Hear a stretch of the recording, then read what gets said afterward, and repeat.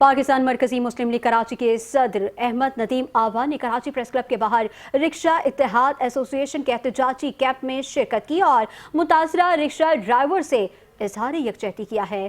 Camp पर गुफ्तगू करते हुए अहमद नदीम आवान का कहना था कि हलाल रोजी कमाना इबादत है, मगर अफसोस सिंध में रोजगार देने के बजाय छीना जा रहा है। कराची कभी रोजगार का मरकज था, आज सड़कें भी तबाह हैं और पब्लिक ट्रांसपोर्ट का निज़ाम भी नापैद है। मरकजी तर्जुमान ताबिश क़यूम ने कहा कि पाकिस्तान में हमेशा पाबंदियां लगती हैं, मगर कोई मुतबादिल निज़ाम नहीं दिया जाता। रिक्शा ड्राइवर रिस्क के हलाल की तलाश में घर से निकलते हैं।